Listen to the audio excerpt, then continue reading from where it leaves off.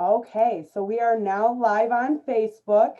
Good morning, everybody. I am Stephanie, the founder of Love Lotus Evolution. If you have not already heard of me, my business is all goal oriented towards, getting everybody towards their purpose, finding their goals, and helping with traumas.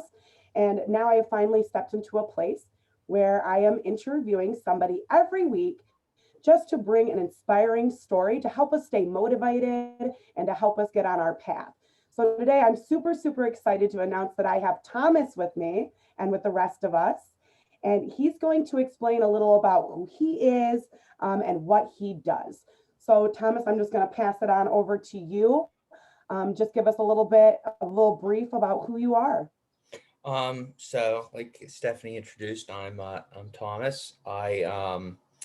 I'm in the mortuary industry, so funeral directing, that kind of thing. Working on kind of finishing that licensing, but it's been a long journey. I think I'm more of an amateur with most things, in terms of like athletics, creative arts, of course, professional career, but a lot more. I mean, my path, and we'll get into this kind of later, has been very circuitous and kind of meandering for the past 30 years, really. So I don't, I think defining myself through the professional lens is kind of tough, but um, not to sound so cliche, but this the idea of being a dilettante in virtually everything is kind of where I'd want to put my stake in.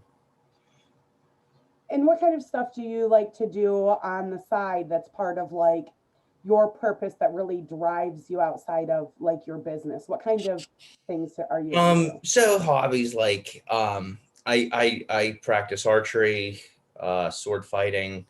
What else? I do writing as a hobby, reading, um, and and then exercise. So it's kind of a staying, mind, body, and soul, right? Yeah, it's the whole kit and caboodle.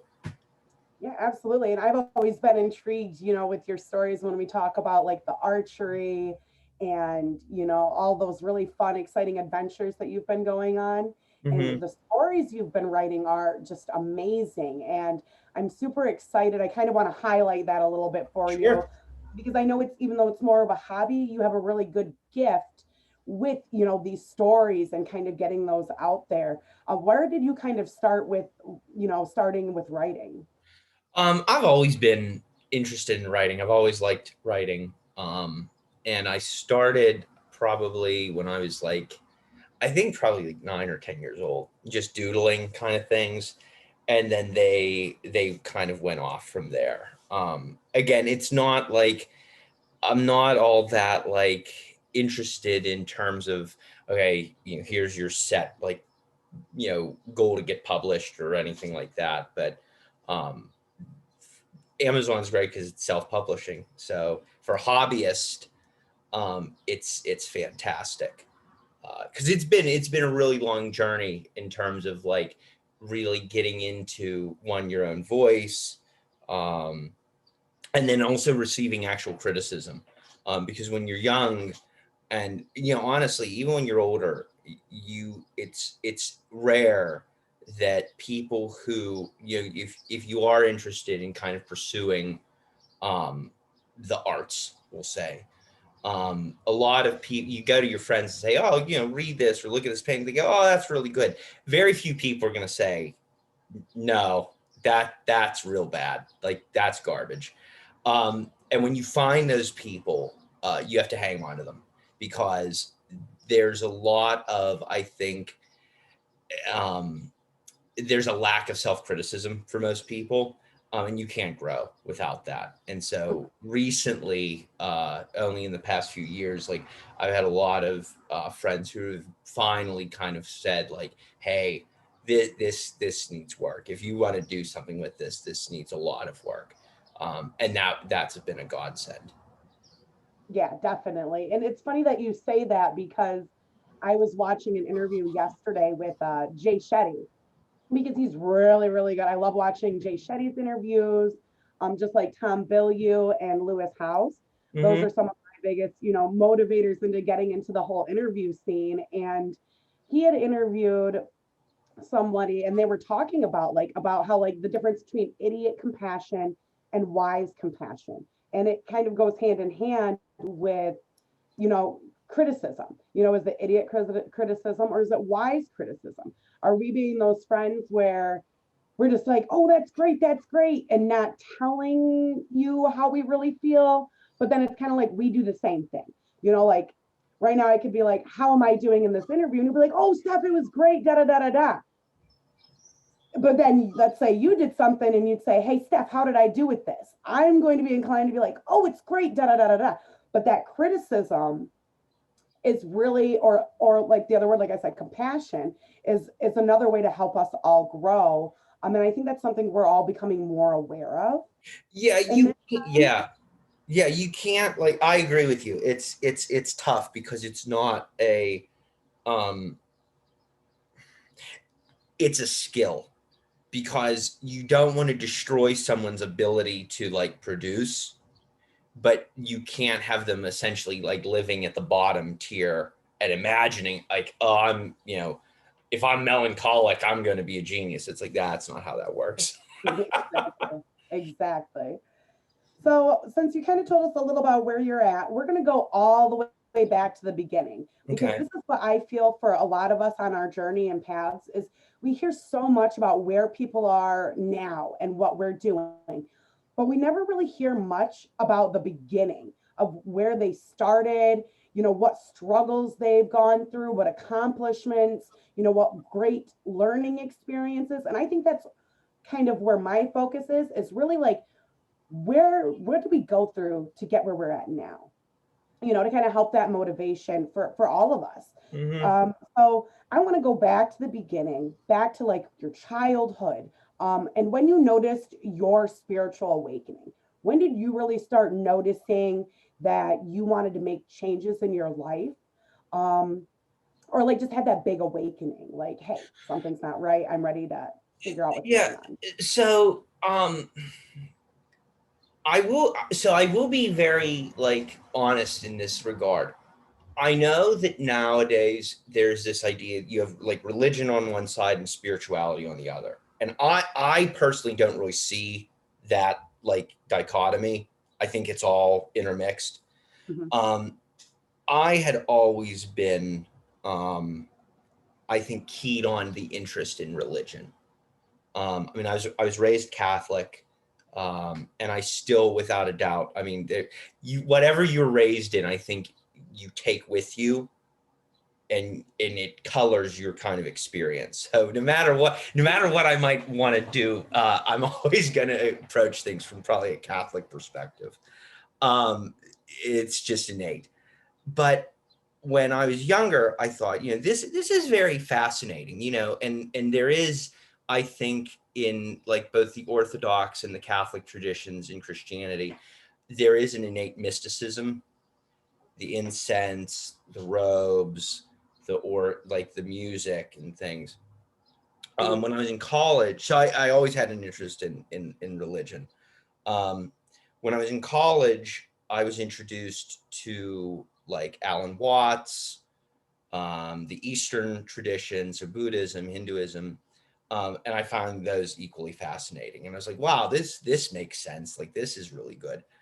Um, and then and even when I was younger, I think like I remember someone's older sister, like she had a book on Wicca, and I read that, and I thought that was cool. And then I mean, Wicca and me don't we went separate paths. I remember distinctly. I got all the items together, the cauldron, the swords, the things.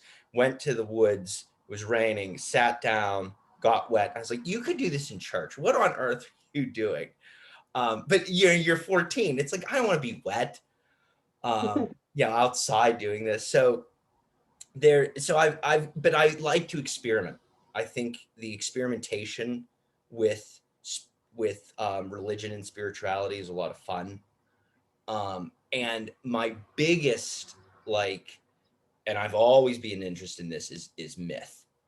And myth is, I think, the kind of guiding line to all of our spiritual and religious traditions. Um, I was very interested at a young age in like what Joseph Campbell was saying. He's now, I think, to me, too generalist. I think there are big differences between like Native American traditions and Nordic traditions and African, etc. But I enjoyed it. I liked the story of the hero and this kind of journey to better yourself. And when I was I went to Ukraine for 2 years with the Peace Corps.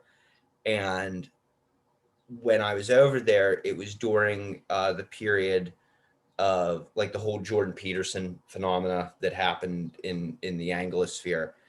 And I thought that then I was introduced to Jung through him. Like then I realized, okay, there's this entire like body of work about myth and about like where you go with spirituality. And I ate it up. And so I think there's never like a point, right? There's never like a moment. It's like, aha, you get it now. It's always been more experimentation, more, playing with religion in the way that I think Alan Watts would argue. It's all about play. And I can really relate to that because growing up, I was really big into. I was introduced to the Christianity side, not so say Catholic, but like you're saying, they're all really connected. We do kind of see that over time how they all kind of Yeah. connect their ways. And so I started off, with youth group and going to Sunday church. And the older I got, the more I would kind of question things. I was a very analytical, very curious kid to begin with. So when they would say, certain stories, I would sit there in my head and I'd be like, why is that? But why is that? But how come that? And I think, but I wouldn't ask those because, the fear of like questioning, is frowned upon in a way. Like you don't question what we're being told. And that's kind of what opened me up to, secretively, go out and start studying the other things like, Catholic, Buddhism, just all these different ways of religion, and then taking it further past that. How did ancient civilizations go? How about time in history? When it was kings reigning, and then you have the Vikings and their beliefs in paganism, and going past that, like the ancient civilizations, what did they believe in? These gods, these myths, and seeing how they all really do, connect, was one of my very first, big things of me kind of opening up to and awakening. And what I think is so cool is we still have them today. We most definitely still have the like kind of mystery traditions that are around today, and you see them within like kind of the New Age movement with things like crystals, tarot, things like that. And then you also see them in these what I see is like men's like kind of spirituality movements that don't recognize themselves as spiritual but are inherently spiritual in their composition. Any guy who has Jocko Willig on his alarm clock that screams at you at 3 a.m. to do 100 push-ups, there's a spiritual element there. I mean, you might not imagine it, but it's there. And I think so. We've never gotten away from any of these traditions, and it's fascinating when you delve in. Absolutely. I cannot disagree with that in any way, because it is so true that even the ones that don't claim, spirituality, like you say, they still are devoting their time, and still on their course and on their path. Because you hear it all the time, like, there might not be someone who can tell you, well, my goal and my life purpose and my path is this, but you can see where they're successful and they're happy and they're abundant in every level of their life, spiritually, physically, you know, and soul wise, you know, Yeah, their family and their relationships. But they're not one to ever say, I meditate daily. But guess what? They take that jog every morning. And in a way, that's it, a form of it is. meditation, allowing them to get into their zone. It is. Somebody who goes and gardens and you know, is a bee caretaker, you know, like where they take care of the bees or anything like that. That's still them getting in their zone in their own way. The new thing, I think a lot of people, not that this is new, but this idea of you get into the flow state, you get into these where um you are like kind of one with your surroundings. And like you said, it comes in various forms. It is not always, there is no, and I think this is a problem with kind of the mindful movement, the wellness movement, is we say, here's what mindfulness looks like. Here it is in the box.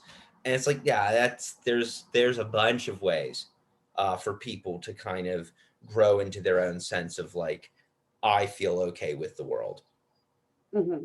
or Yeah, and I then feel that's a big thing for us. developing in the world. Yeah, yeah, And then the thing is like the whole spirituality and everything like that, it's also the point of thinking outside of the box. It's yeah. so easy for us being trained to think and put everything inside boxes, to put everything with a label on it so we can understand it.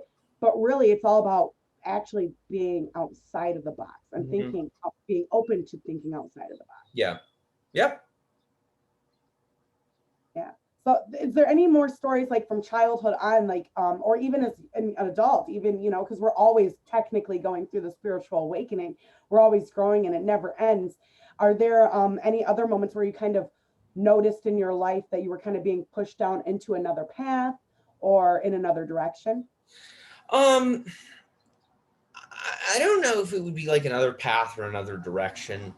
Like I think, um, I mean, when I got back from Ukraine, I definitely, um, I had always had a sense in me of like, I was, you know, when I was growing up, the whole point was to be this like intellectual type person, you know.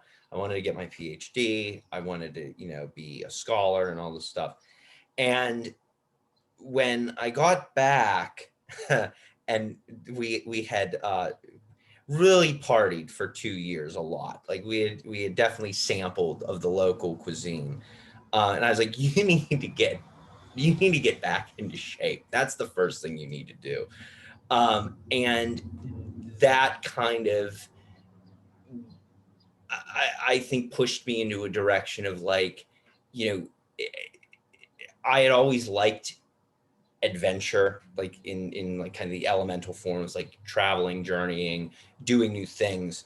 And I was getting to a point where it's like you can do these things, but most of you know, if you're going to go hiking, if you're going to go bike riding, if you're going to go sword fighting, archery, you need to be in shape to do this stuff. And this kind of brought in this entire physical side that I think I had always like deep in the back of my head wanted, but then my, you know, if you can talk about like Freud, like your super ego saying, no, no, no, no, we have a path, we're going down this path. And then I've kind of embraced that full heartedly. Like, you know, I'm not too much worried about like, you know, where I'm going. I mean, I'm worried about where I'm going professionally, of course, like I'm concerned, but the adventurous, like the adventure within, and like kind of that mythic like journey is far more on the like exploration physical side now. And that I think was a big change for me. Yeah, and it is kind of like getting out of that uncomfort zone and allowing yourself to go and explore these new places and things. Oh yeah, I mean, it's like, yeah, because you don't know what you're doing. You know, your first time you show up, like, you know, the first time I think I pulled back a bowstring, you know, went right down. And it's like, oh, this is gonna take some time. This is gonna be a long haul. And that, you know, and that's like defeating in a way. And like I remember the first time like I ever walked into a gym, and it's like this is really intimidating. All these people know what they're doing. The first time I went to a sword fighting class, all these people know what they're doing and they can kick your ass. And it's very intimidating. Um, but once you get over that first threshold, even though that first hill is a bitch. Like that first hill is really rough because the mountain ahead is like you're never going to be able to climb that. But we're more worried about that first hill because that's the social anxiety. That's I'm trying something new. I don't know what I'm doing. But once you get over that, you're good. You're good to go. And I think I kind of got away from the academic side, and I've been very happy about that. And what was it that you felt kind of gave you that push to finally, go into sword fighting or, this archery or to try these new things, and the adventurous point? I think just finally saying to myself, like, let's do it. Let's give it a shot. I mean, it's kind of a build up. Like it's the stories that I read when I was a child. Like, I was big into Tolkien, C.S. Lewis. Movies, like I was a big fan of like Conan the Barbarian growing up. And those heroes get implanted into your head. And you go, well, what? Do it. Why don't you do this? You could do what they do. I mean, you can't, but like you can try, and maybe eventually you will get to that point. But it was that like, as yeah, if you put on that superhero suit and you step in and with that energy to carry you forward, right? yeah, exactly. You have to just kind of say, um, there's no magic potion, right? It's you. It's work. Um, which is of course far more rewarding. But yeah, you just kind of say, you wake up one morning and you suit up and say, well, this is what we're doing today. And you do it. Like if you take that first step, you'll do it. All it takes is turning the key in the car and you're ready to go. So true. That's so true. It's just about taking that first step, Yeah. because you're saying that first hill, that first step, you have to get over that if you want to be able to get over that mountain. Yeah. Mm-hmm. Absolutely. So on your journey so far, because like you went out there, you started doing these great things, really pushing yourself. What are some of the challenges or struggles you feel so far along your journey that really helped you grow? What are some of these challenges that you face? I think the challenges, I mean, immediately I think of is receiving kind of the harsh criticisms. Um, like being told, hey, your writing is garbage. You need to improve. You need to start reading more. Um, Looking around and like, you don't have any, like, okay, yeah, you're very, very intelligent, but what skills in the world do you have? Can you put up drywall? Can you can you repair basic things? Can like, are you a useful member of society? And as I was growing older, I started to doubt that. I was like, you don't have a lot of like skills and you need to start building them. And so I think that was kind of a challenge, which of course was a good thing. Um, as to setbacks, honestly, I don't know. I've never experienced like something that I looked at like, well, that was an abysmal failure. Like that wasn't worth the time at all. I mean, maybe like, oh, I bought something that I didn't need and I ended up spending $100 that I shouldn't have spent. But like, as to like life things, I know again, this probably sounds silly, but I can't think of any like failures, because like most of them were like they ended up being either good eventually, Mm-hmm. or it was a learning experience, and you said, well, don't do that again, you moron, and grow up from it. um and and that's been kind of, you can't get like you can't get wisdom. Like there's a difference between intelligence and wisdom, right? Mhm. And without failing, you can't have any kind of wisdom. You have to fail. You have to screw up. That's the only way you can grow up, is if you screw up. Mhm.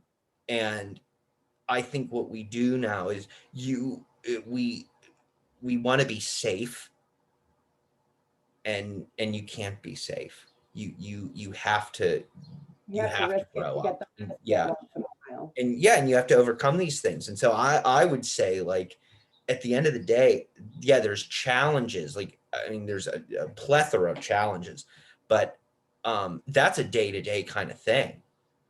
Getting in the car every day is going to open up challenges, Mhm. of like, oh, I have to go get my oil changed. I have to go to this, do a tour of the school. I have to do this. And it's like, you could hit into someone on the road and say, well, I shouldn't be looking at my phone anymore. Blah, blah, there's the light bulb. Or it's simple as like fighting with a friend or something. And it's like, we're fighting with your parents or your family.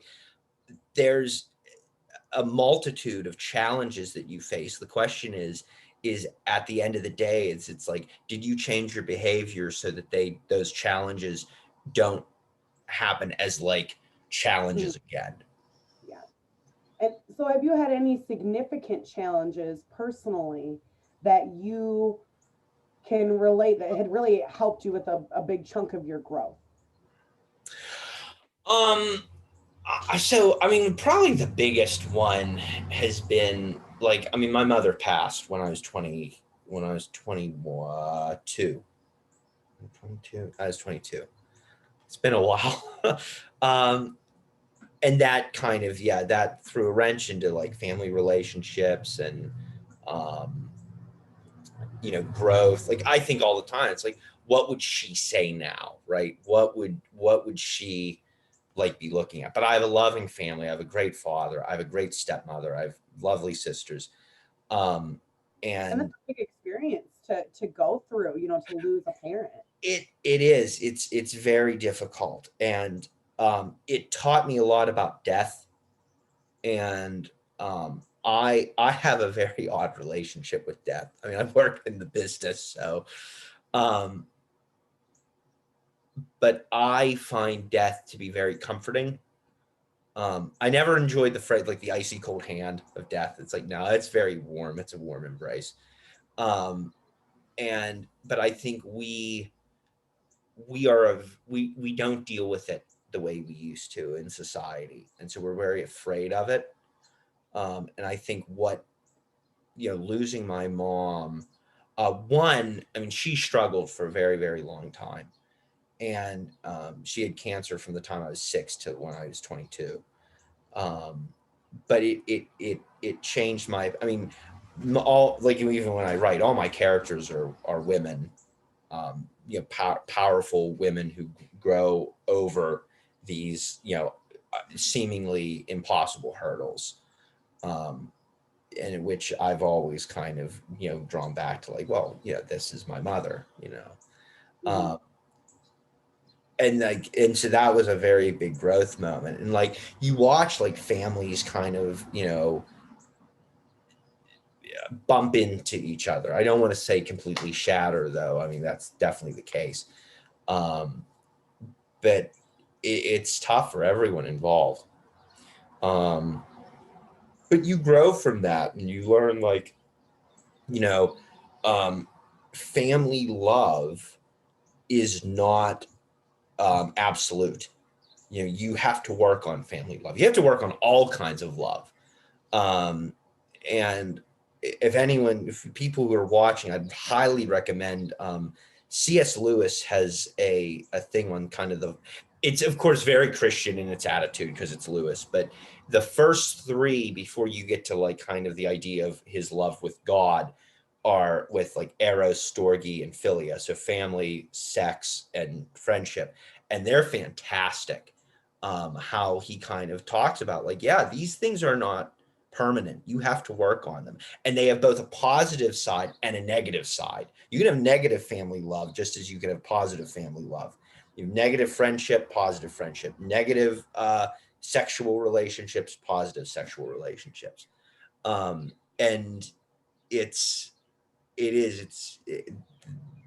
death really is the ultimate arbitrator of wisdom. I mean, I without a doubt. That's very interesting.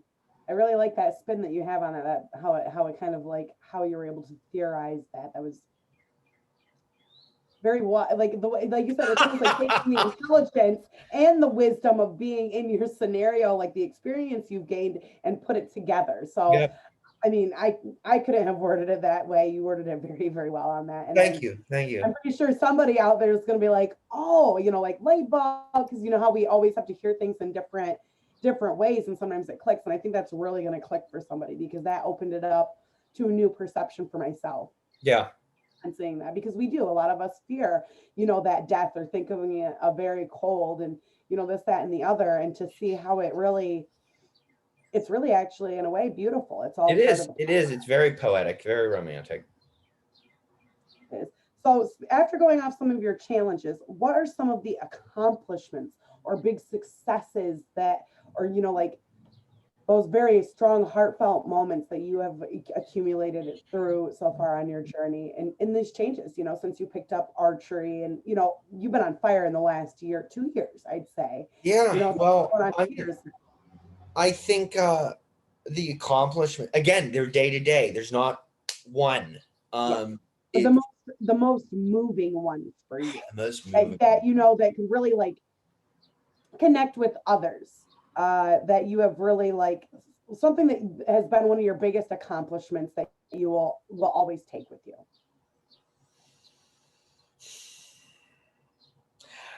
Again, Stephanie, I don't think there's one. I think it's an attitude. And I was talking to a friend of mine last night, and she said, you exude kind of this joy of life. I think if I had to think of one of my great accomplishments throughout life, it is to really embrace this, like the joie de vivre in French, this joy of the day, the joy of life.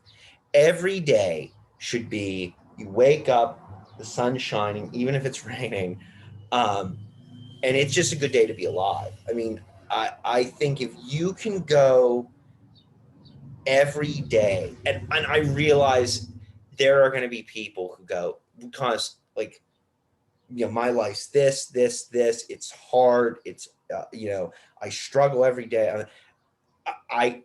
You're right. And I'm not in your shoes, because I always kind of caveat, like, because I think I can come off as like this immense joy of life and stuff. It's like, but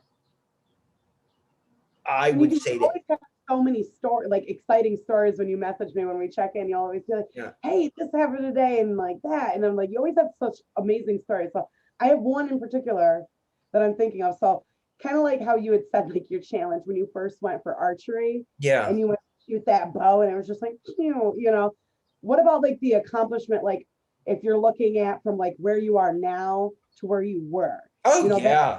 I mean, hitting bullseyes are great. Beating someone in a duel is great. Like, I mean, even the gym, like when you go and like, you've increased like your weight, like lifting by like 10, 15 pounds. It's fantastic.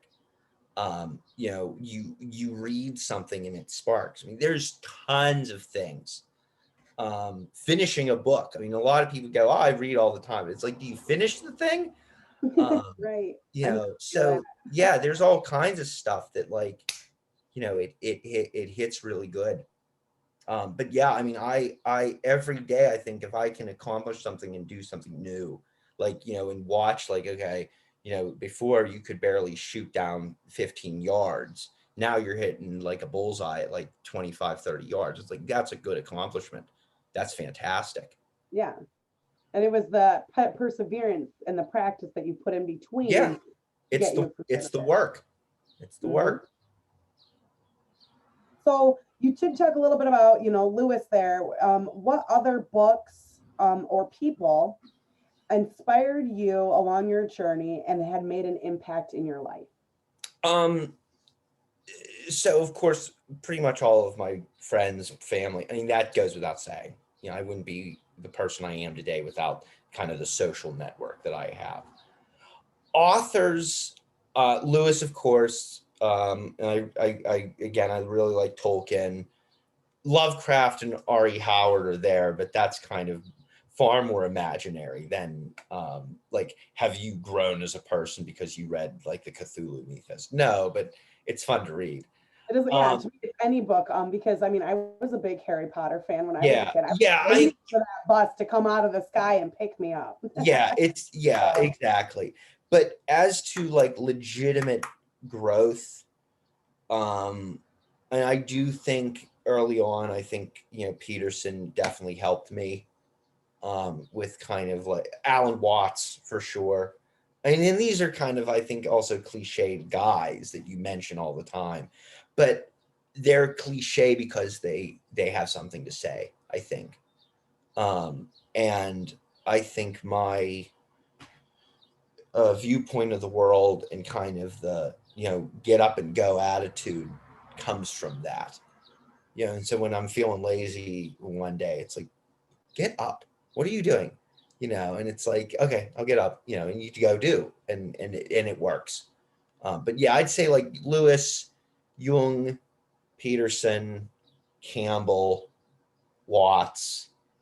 Um, I'm trying to think if there's any others. I really like Virginia Woolf. She's always been a fantastic read that like kind of, you know, how do you envision what like society would look like? It's like, yeah, I'd love to live in a Virginia Woolf novel. Like that sounds fantastic. Um, right. you know, so there's a lot. It's too many to count, I think sometimes. But those guys, Lewis and Jung and Peterson, those would be like the big ones that were like when I have a difficult time with a day, it's like those are the guys that I go for wisdom and stuff. Hmm. It's like, and they, of course, they have people who influence them, and so you're drinking from this ancient font of wisdom, which is always nice. Absolutely. And that's where we get some of our best nuggets, is in our readings. Yeah. So, also, let me see here. Some inspiring advice or something you would like to share with those watching and listening. So I would say the best thing I could say to people is, again, do the work. Just whatever you are worried about, and take it in baby steps. If every day is kind of the cinder block of hitting, you know, you're not going to go run a marathon, right? Like your first day, you know, there's like, can you get your laundry done? Can you clean up your bathroom? Can you, you know, go for a walk? That's the beginning, you know. And I think that's, start new things, explore, be adventurous. That would be the best advice I think I could give anyone, especially today. Because I mean, I have no right to give advice to anyone, none at all. And so take everything with a grain of salt. But I would say, like, you know, we are not lone creatures. As much as we like to convince ourselves that we are, we're not. You know, you can be introverted. That doesn't mean you like to be lonely. No one likes to be lonely. Mhm. And I think it's that first step that people have. You just have to say, like, I'm going to give this a shot, and it's never as bad as you think. It's never as bad as you think. It's always far easier at the end of the day, than anything, you know, else. Mhm. Absolutely. So, with that kind of being said, when people, because there's always the hard days and the easier days where like you could wake up one day and you're like you get that cup of coffee, you're like, yeah, I'm gonna get so much done, and I'm gonna and you knock out X, Y, and Z, and then let's say the next couple days you wake up and you don't have that motivation to carry on. Just like you're saying, like we have to practice, we have to be Yeah. consistent. So, what kind of tips would that work for you? Would you say, like, if let's say you wake up and you're not very motivated, and you know, you light that fire in your ass, like, come on, Thomas, you got to get this stuff done, even though you don't want to. What are some of the things that you do that kind of get you moving and into that mood to carry this My on? thing has always been take it easy, rest, set a time, look at your clock and go, okay, it's 12:30. You still don't have to do anything until 1 o'clock. Then do it. At 1 o'clock, say, okay, it's time to do this one little thing. Do it, and then the ball will start rolling. That's awesome. That's a good one. And then what about like going out and like, you know, exploring these things? Because you've gone out to, like you said, like, you know, rock climbing, Yeah. biking, archery, sword fighting, you know, all these different, you know, wonderful things that you're out doing. What if you know, you don't have the energy to go out that day and do that? Are you just, what would you do? Would you just Just kind of take it easy. Just take or it easy. Relax. You'll get to it another day. There's always more days. And I know that, like, oh, we only have 4,800 weeks to live. It's like, yeah, but you'll be fine. you You'll just kind of reschedule it for just another day? recalibrate and do it tomorrow. Sometimes you just have to say, today's is a loss. Okay, today's a loss. It's fine. And that's awesome. I like how you say that, because some people do, they get so frustrated with Yeah, themselves. no, take the loss. They push themselves to do it, and then they're like, you know, they had to really push themselves. So Yeah, it's because you won't do it the next day. If you get into that mood, you won't do it the next day. So take the loss and then move on slowly. I like that. Yeah. Very good. Very good point. So with that kind of being the end of my questions, is there anything else that you kind of would like to add on and share with anybody listening? I would love to, though I will admit, Steph, because I have to be somewhere at 1 o'clock. So I am running a little bit short on time. So I can't, I could definitely give a larger explanation at a later date, which if you would be up for it, I would love that. Because I know we had some technical difficulties in the morning. But to leave kind of with a note, it would be kind of the same thing of, like, I am not a spiritual entrepreneur. I am not I am kind of just moving through the waves. I know I can sometimes be a little bit brash, especially in spiritual communities, because it's the Socratic kind of like, do you actually believe that? I'm curious. But I'm always, whoever watches, I'm always open for conversation. That's kind of what I would leave. But I would love, at a later date, if we and you wanted to delve deeper into kind of these kind of things, I would be more than excited to do that, because I think we have some great conversations. Yeah, it sounds like maybe we should have, like, plan another future interview. Yeah. We can go more in depth, share some more stories. Agreed. I would be all up for something like that. Absolutely. So I'm super excited. And thank you so much for, coming on today, allowing me to pick your brain, to find some golden nuggets, some inspiration for everybody that's watching, because it is just so important. And you have such a great story. And like you said, even though if you're not some spiritual healer on this end, you still have grown so much on your journey that I know, like, I find it so inspiring that I know that it's going to inspire other people and kind of give that motivation to, do those things that you love and get out there, even if you're not motivated. Well, I'm very happy. I mean, this has been a great journey. It really has. Yes, it has. And I'm glad that you've been able to be a part of it. Absolutely. It's always an adventure with you, Thomas. Again, I just thank you so much. If everybody's looking for you, I'm sure they can find you on Facebook. Yep. Yep. So go ahead, find Thomas Barefoot on Facebook. Look out for some of his stories. I know he's planning on putting a few out there here in the future. He has amazing reads. I think he's great at writing, but I met him, later on in the journey. So I'm super excited about that. And like I said, every week I'm bringing inspiring interviews. You can find me on Facebook through Love Lotus Evolution, the Love Lotus Evolution group, or you can find me on YouTube.